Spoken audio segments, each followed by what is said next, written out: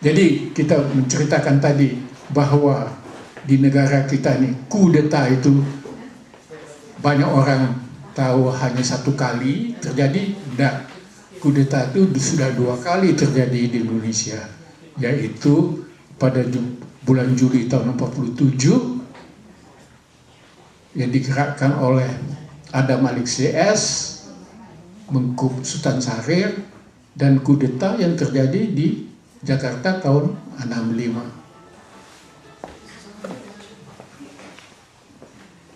Ada yang mau bertanya?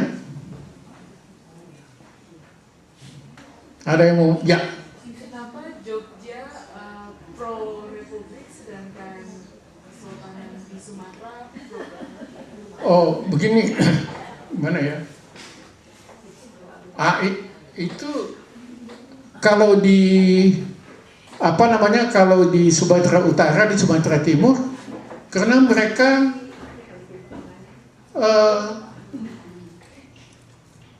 kekayaannya itu mereka tidak mau diambil. Begini, berkali itu tergantung kepada kecintaan mereka terhadap tanah air, ya, terutama orang-orang Melayu yang ada di Sumatera Timur. Itu dia.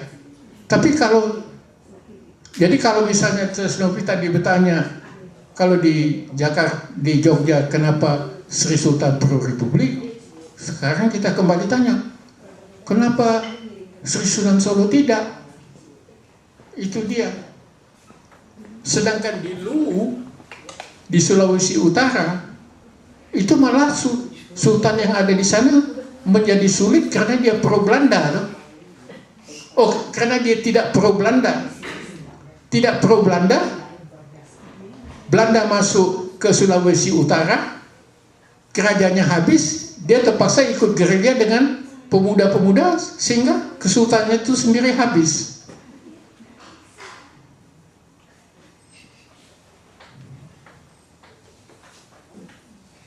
Jadi kita tuh dalam masa 66 tahun ini banyak peristiwa-peristiwa yang terjadi yang banyak diketahui, yang kurang diketahui kawan-kawan orang-orang atau anak-anak kita mengenai apa yang terjadi di Republik itu. Di samping itu banyak lagi pemberontakan yang dilakukan oleh militer. Militer Indonesia ini susahnya tidak ada penyelesaian yang tuntas terhadap sesuatu tindakan yang dilakukan oleh pihak militer. Jadi kalau kita bicara soal pihak militer, siapa? Jenderal Nasution sendiri tidak pernah tegas dia menghukum terhadap peristiwa yang dilakukan oleh militer. Jadi kalau misalnya saudara-saudara tanya, kok Pak Rawit bilang begitu? Saya Jenderal Nas, saya kenal betul. Saya sering pergi sama dia, sama-sama kalau operasi ke Tapanuli. Sejak dia mulai pangkat Mayor Jenderal, saya sudah kenal sama dia, sama Jenderal Nas. Sampai dia potong cerita lagi, sampai dia sakit di San Francisco nih. Waktu dia sakit di sini, saya datang menjumpai dia di sini. Waktu dia ditahan oleh Pak Harto, kebetulan dia sakit, terpaksa dia harus berobat di sini, di St. Mary's Health di San Francisco. Konsulat kasih tahu sama saya pergi sama dia, kita ngomong-ngomong malam waktu itu dengan dia. Entah, saya nggak tahu, atau Pak Nas ini karena orangnya baik, atau dia tidak bisa, aneh ya. Kadang-kadang ada orang menyebut begini, Pak Nas itu seorang tentara yang baik, tapi saya rasa dia tuh lebih bagus jadi imam yang baik dia tuh, pada saat jadi seorang jenderal. Saya kenal betul dengan beliau karena saya sering ikut dengan dia ke daerah-daerah operasi militer. Pernah satu peristiwa yang terjadi di Sumatera Utara begini. Di Sumatera Timur terjadi pemberontakan. Pemberontakan itu yang dilakukan oleh buruh-buruh perkebunan di Kabupaten Simalungun, Pematang Siantar, yang di backup oleh tentara yang ada di situ. Tentara di situ kekuasaannya satu resimen yang dikepalai oleh Letnan Kolonel Wahab Makmur namanya. Di backup, dikasihnya senjata-senjata dengan buruh-buruh ini melawan pemerintah. Melawan pemerintah setempat, bayangkan itu. Nah, sehingga Panglima di Medan ketika itu Kolonel Jamin Ginting, sehingga susah bahwa anak buahnya ikut membackup pemberontak yang ada di Pematang Siantar untuk mengambil alih satu perkebunan. Untuk menyelesaikan ini terpaksa Pak Nas datang dari Jakarta. Waktu itu dia Kepala Staf Angkatan Darat. Pangkatnya pun waktu itu masih Mayor Jenderal. Dia datang ke Medan. Dia akan pergi ke Pematang Siantar untuk menyelesaikan persoalan itu.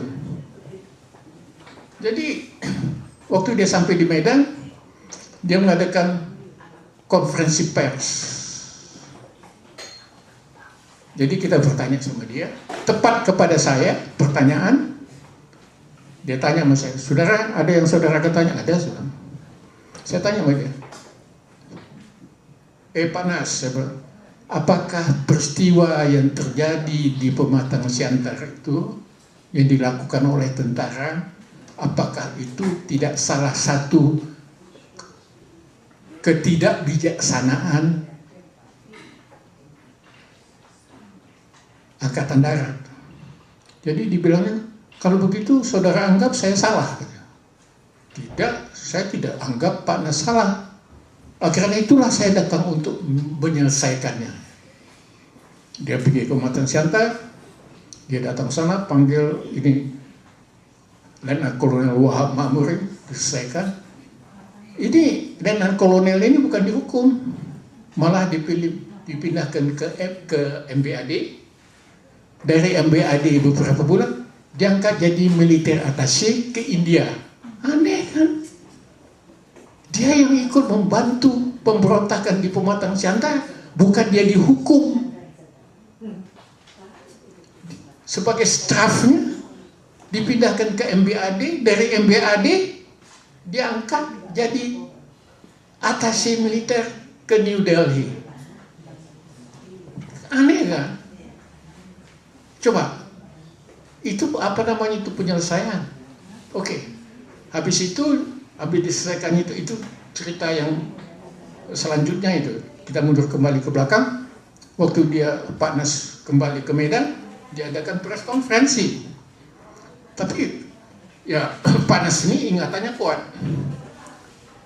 Nasution ini kan dulu nih, dia kan dari HIK Bandung dia kan. Dia guru itu. Jadi dari Hollandse Inlandse Quick School Bandung, guru dari situ baru dia masuk KMA di Bandung kan.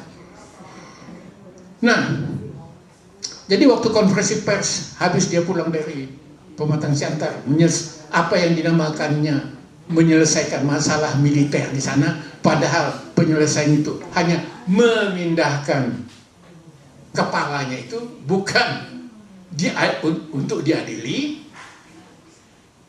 Dianggapnya itu penyelesaian. Jadi waktu dia di Medan, dia adakan press konferensi, dia ingat diaturnya ini, ditaruhnya kursi ada kira-kira 10, kita duduk masing-masing di situ, dimulai.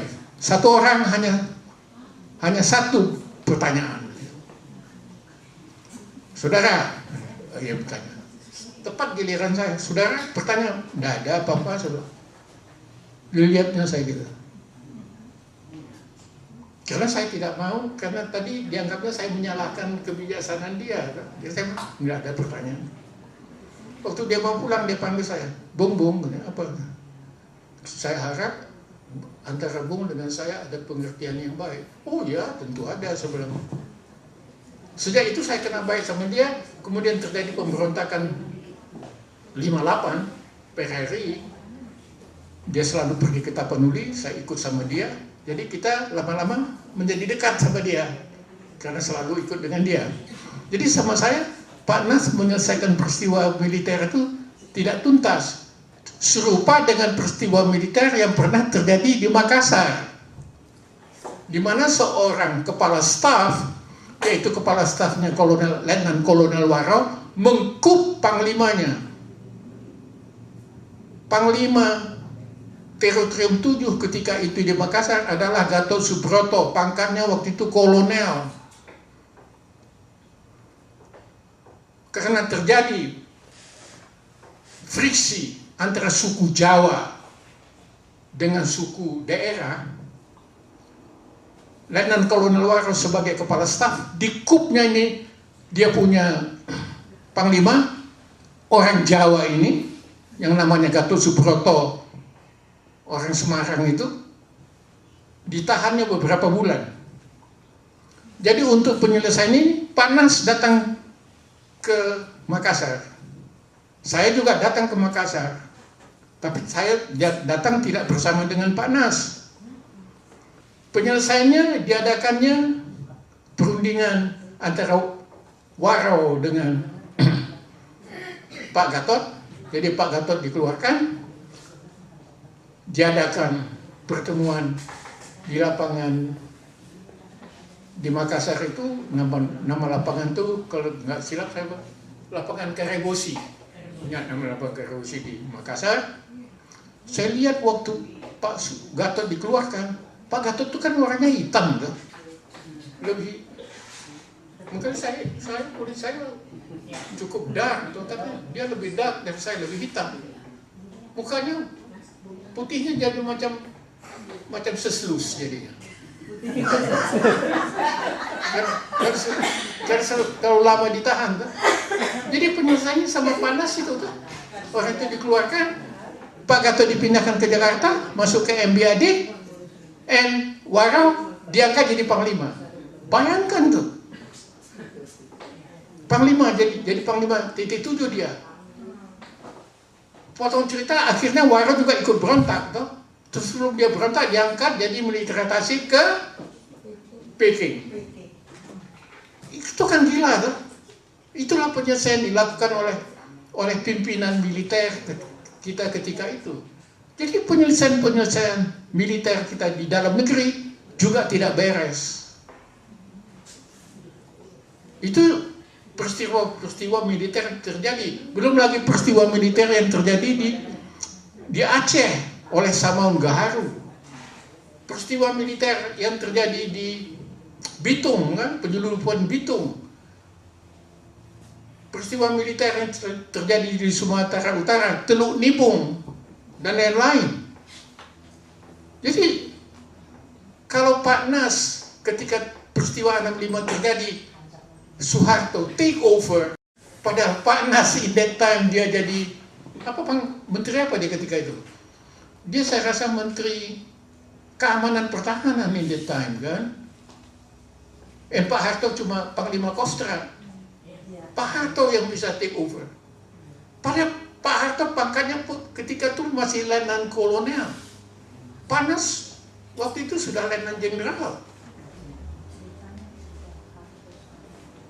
Jadi kadang-kadang kawan-kawan kita jadi olok-olokan, Pak Nas itu yang bagus jadi apa? Maka saya bilang lebih bagus dia jadi imam masjid, itu lebih cocok dia. Ya Allah. Iya. Jadi itulah cerita kita di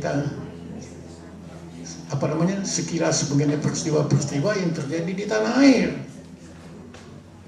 Maka tadi saya mengundang kawan-kawan di sini, kalau ada yang mau bercerita mengenai peristiwa-peristiwa yang ada di tanah air, karena perlu untuk kita supaya kita bisa bercerita sama anak-anak kita atau cucu-cucu kita, supaya mereka juga bisa nanti bercerita kepada kawan-kawannya mengenai tanah air. Ada lagi? Ada yang mau bertanya?